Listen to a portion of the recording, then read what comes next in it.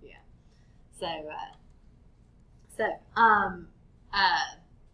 Today we're going to be talking about functions. Functions, you do a lot of stuff with functions in Math 1. There's a little bit extra that we're going to add to it here today, but it's really one of the foundational things of algebra that we're going to talk about. So a relation is a relationship between a set of values of ordered pairs. So a relation is just like a bunch of ordered pairs together that we are considering a group. A function is a specific type of a relation. So a function is an expression, rule, or law that defines a relationship between variables where each x has one y value. So each x can only be assigned to a single y value. The y values can repeat, but the x values cannot in order for us to have a function. And whenever we're learning about functions, a couple of the things that we talk about a lot are domain and range. And we just talked about Coach Wood. How many of you had Coach Wood? Only Hannah. It's the numbers dropping. It's going to be almost nobody soon, and you guys are missing out. I love him going up and down the hallway screaming. Yeah, he's crazy. But you missed out. But if you had Coach Wood, he would have, at this time, sang All My Exes Live in Texas. Did y'all ever get to listen to that one? And he sings All My Exes Live in Texas because the X values go with this because Texas includes Dallas, and Dallas starts with a D, and domain starts with a D. So that helps you remember that X is domain. So this is your possible X values. Now, you might say that does not seem like that's very helpful, and you didn't have Coach Wood, so here's something else.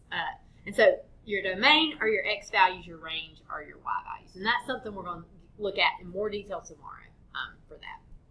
As we'll look at specifically how to find domain and range for a lot of different things. Today we are just going to look at domain and range whenever we have a set of ordered pairs. So a lot of times we'll have like functions that are defined with an equation. Other times we will have them just listed out in a list like this. So whenever we see this here, our domain is going to be all of our X values. So in the ordered pair, that first value right there is our X value.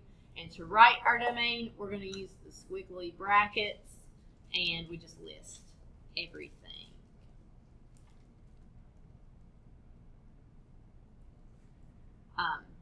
And then for our range, let me change colors here. That's going to be all of our Y values, so the second coordinate for all of these. And again, you're just going to use squiggly brackets, and you're going to list those. If you have a repeat, you do not list it twice. I should have put one in here that was a repeat so I could show that, but I didn't. So we would just have 0, 1, negative 2, 2, 3 here. A lot of times, like if it is a nice question that's written, by somebody that knows what they're doing, they'll put them in order, but they don't technically have to be in order from least to greatest there. So whenever we're looking to see if something is a function, we are looking that each x only has one y. The best way to tell from this is your x's cannot be repeated. So if I look at my x's, every one of my x's are different. So this is a function. So we would say yes for that.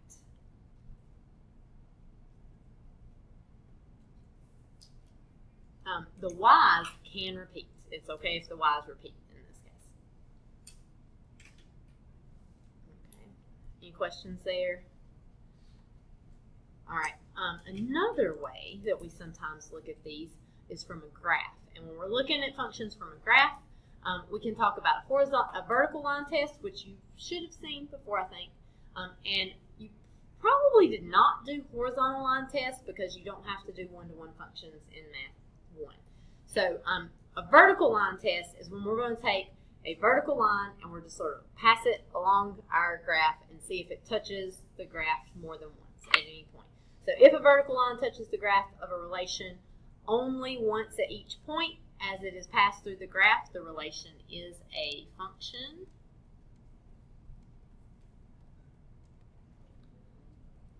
And the horizontal line test is similar. A horizontal line test, we're going to do the same thing except we're going to turn a line this way and pass it through the graph, and we're looking to see that we only touch one time.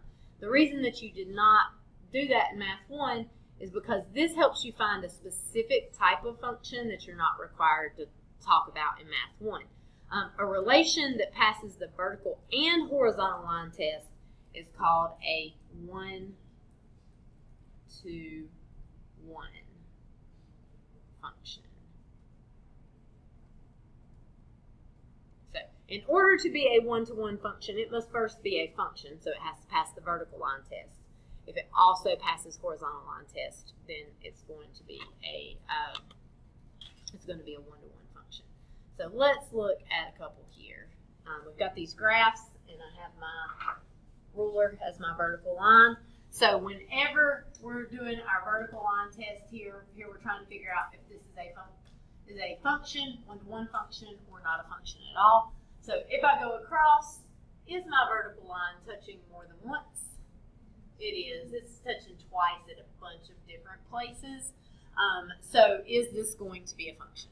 No, it is not. So this one is not a function.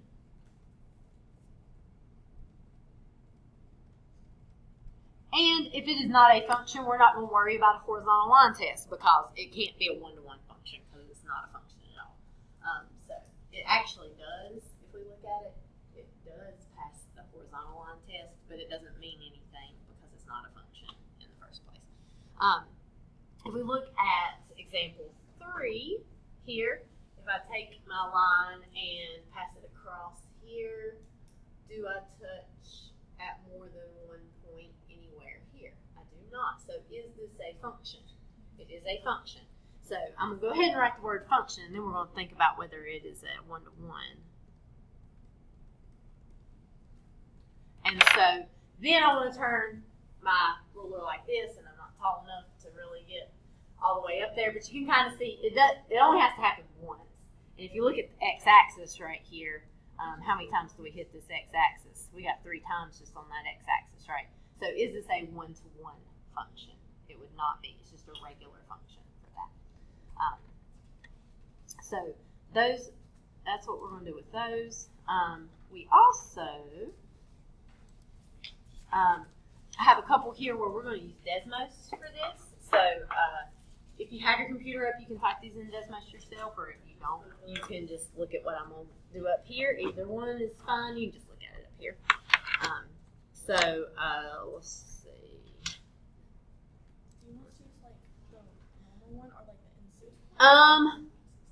It's probably best for us to use the NC Desmos. Definitely on test, I'm going to have you use that. There are just a couple little things that they restrict on that. There's a couple things we might end up using regular Desmos for because it like will save work for you if we're trying to do something where we like need the data. But in class, it really doesn't matter all that much. On test, we'll use the testing version of it. So if I type in that equation that we had there, that's not the right thing. Let's see. I really wish that would go away. It's in the way. X squared plus 2. Alright, so if I graph this here, is this graph going to pass the vertical line test? Yes, it will.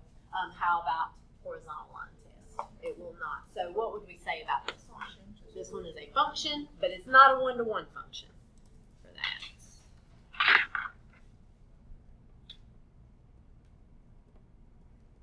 This next one is just a little bit tricky. So 3 to the x power. so that gives us this graph here. And if we look at this vertical line test, does it pass the vertical line test? That one looks fine. That one passes vertical line test easily. I think this one's a little tricky when you look at it, especially if you don't know a lot about the properties of exponential functions like this. I think it's a little tricky on the horizontal line test because of this right here. Do I hit more than once right here? It sure looks like it, doesn't it? Because like it flattens out really flat. But It there's off of the x-axis. Uh-huh. So it could be a little more. because if we go like zoom in right here, it looks like it touches, but look what happens if I zoom way in. You gotta zoom way in. It's not really touching. And then, like, I could go down a little further, where, like now, like if I go down here far enough, I might have zoomed in too much. Oh, it looks like it's touching again right here. But if you zoom in, it's not touching, right? Does anybody know what that's called when a function does like that? It gets like closer and closer and closer to the line, but it doesn't ever actually touch it. It has a name. It starts with an A. Can't remember if you do it in the end too. It's called a vertical asymptote. It's not, well, or actually no, that's a horizontal asymptote for this. So what's happening is it is going down just a little teeny tiny bit. So even though it looks like it is flat, it is not really. If you see a graph do something like this, where it sort of levels out at a straight line, that is usually what you're dealing with. So this one is a one-to-one function, because even though it kind of looks like it touches more than once, it doesn't really. So this is one-to-one.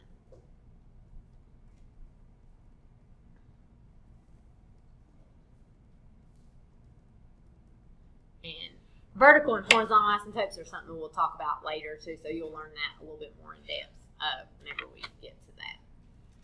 All right, let's keep going. All right, so the other part of what we're going to talk about today is function notation and using that to evaluate functions.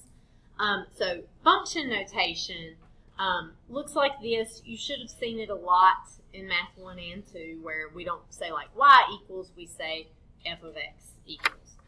And so whenever you see this, whatever letter is inside of your parentheses right here, this is your independent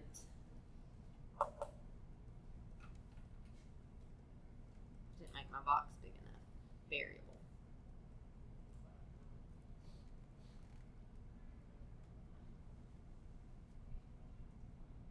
And whatever this is equal to is your function rule.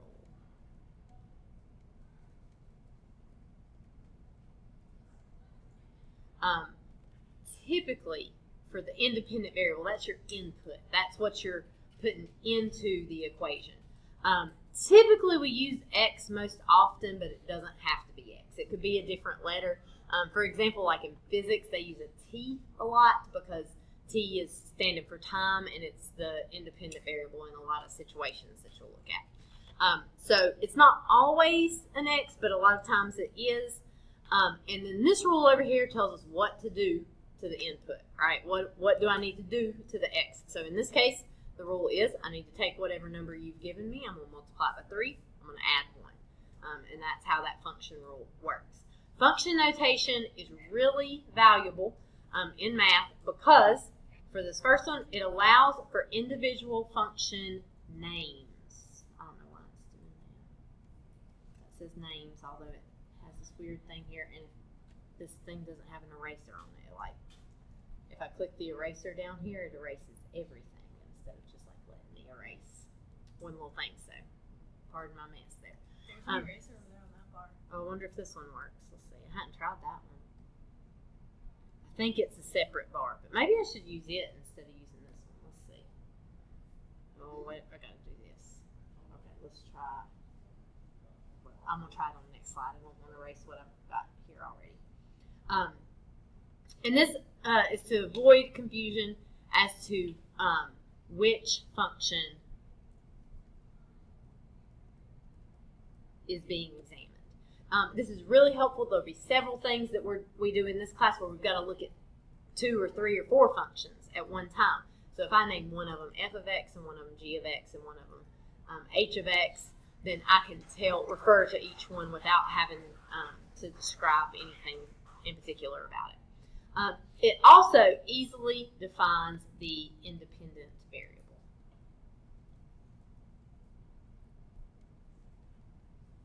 In a problem. So whatever is inside of those parentheses, that's your independent variable.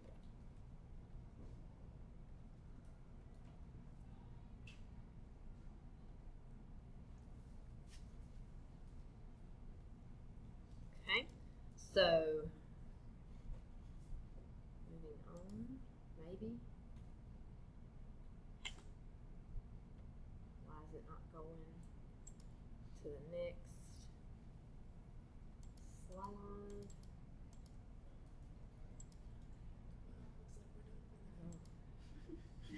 It's quitting on me. Alright, I'm going to exit slideshow and then go back into it. Maybe it'll. Let's go ahead and go to the next one.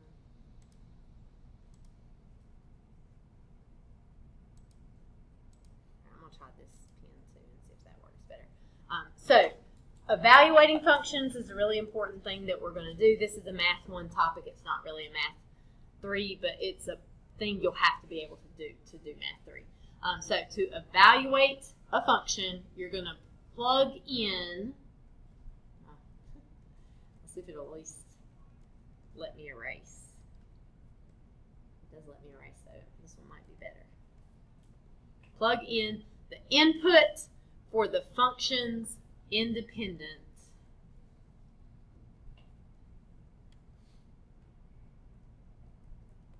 variable.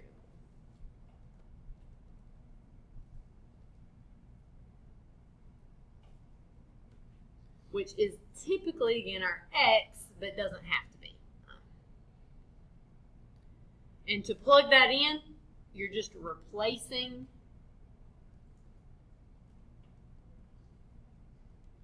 the x with the number or the expression. So I've got like a really simple example here for us to try. The stuff that we're getting ready to do, yes, technically you are allowed to use the calculator for it. I would really like for us to try it without the calculator and check ourselves using the calculator. Because one thing definitely happens, like kids can't do fractions at all. They're so bad at fractions. And one of the reasons they're so bad at fractions is not because fractions are so hard. They just take a lot of time. And then, so when they give you a calculator in middle school that will do fractions, you're like, I'm never doing a fraction by hand again. And you forget how to do it. So same thing is the case, like this is mainly going to be like order of operations. If you keep using it, you will remember it better. So, today as we do these, try to do them by hand, but you can check yourself with the calculator. In the end, when we got to take that EOC, we can use the calculator, so I don't want to totally take it away. But, lots of you might still have to have a lot more math than this.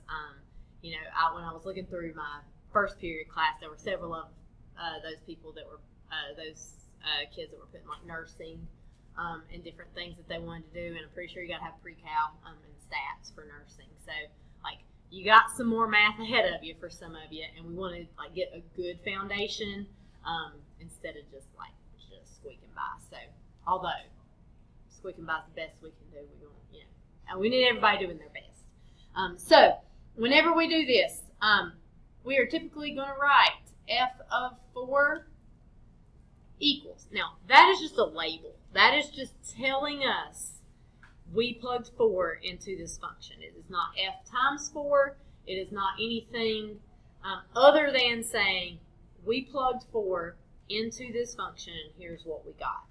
So it's not a part of an equation that you're solving. And then what you're going to do is you're taking your 3, where the x is right here, you're replacing it with that number. I highly suggest putting parentheses around it every time. You have to right here or you're going to get 34, which is not right. You have to. There's some places you can get away with leaving those parentheses off, but if you just do it every time, it'll be correct. So in this case, we got 3 times 4 minus 5. This is a pretty simple example, but you're using your order of operations on this. So those are PEMDAS, P-E-M-D. What am I doing? Oh gosh. Go back to normal. Reset Zoom. Oops. I need the pen. Reset Zoom. Come on. Believe it or not, this is going way better than first period went. So, first period was bad. P-M-D-A-S. And so, what's the P stand for? Parentheses.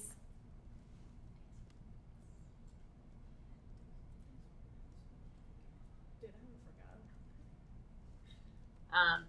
E is for exponents.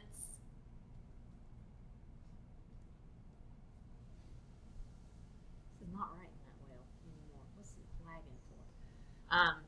M, multiply. I'm just going to do a symbol for that. D, divide. I'm going to do a symbol for that.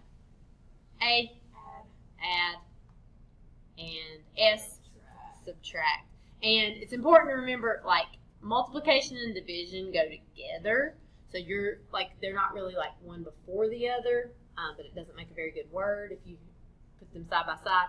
And addition and subtraction go together. So you go left to right for those. So whenever we see this, what do we need to do first? Do the parentheses first. Okay. Is there anything inside of the parentheses No. here but the 4?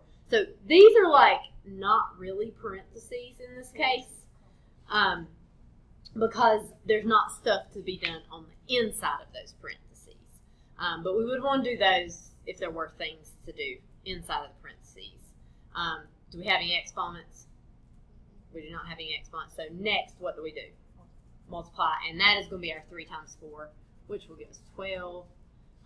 We copy everything else down. 12 minus 5 is all we've got left. So we will get 7 for that.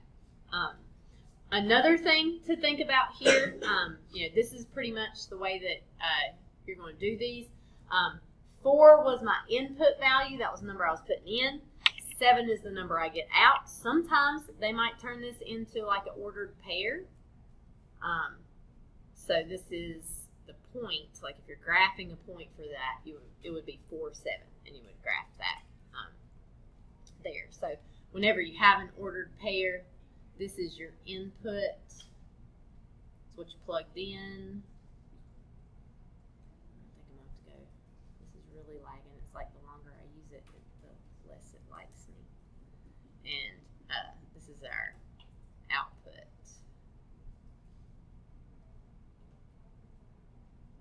And you can graph those because there's a lot of things we can learn by looking at a graph.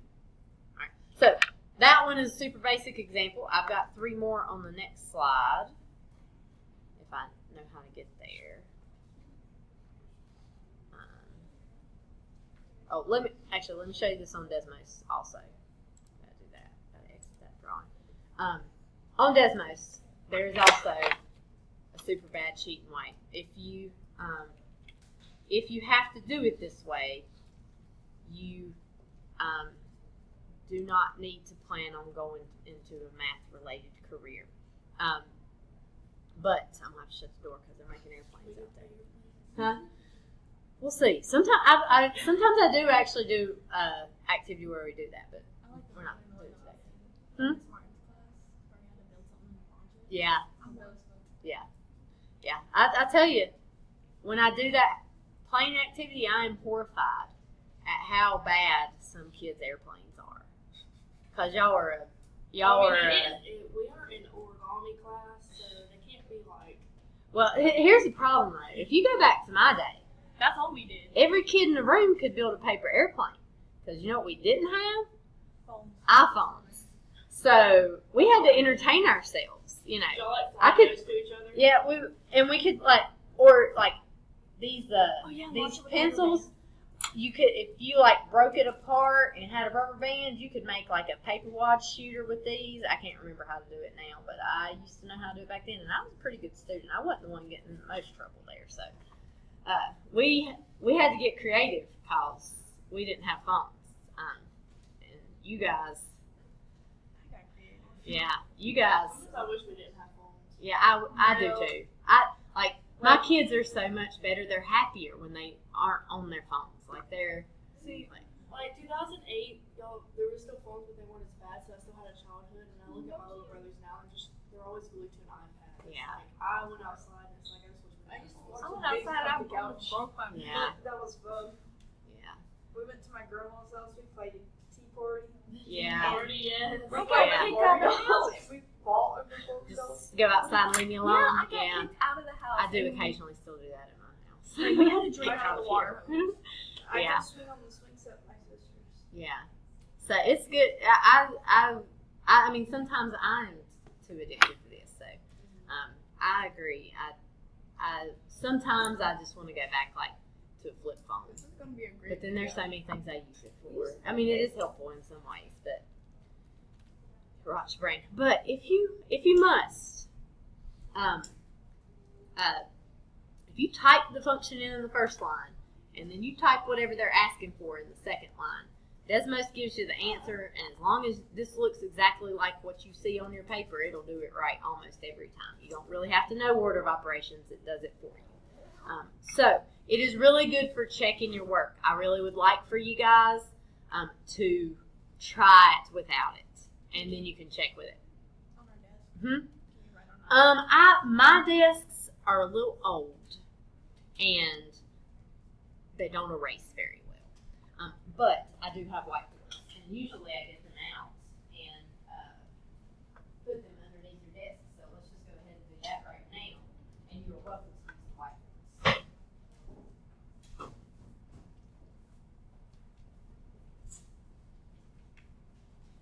You don't have to use this if you don't want to use your whiteboard. You can put it underneath your desk.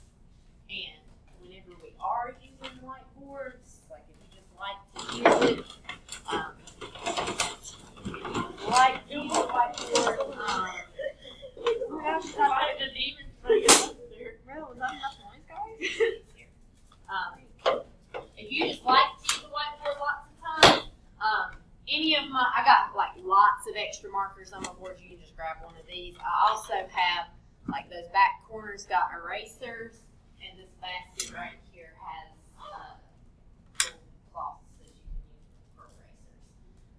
So on those next ones, go ahead and try those on your own. And we got like 10 minutes, so it's okay. We're about where we were in second period. In first period we didn't get finished there either. So we're on track. That's the good thing about small class.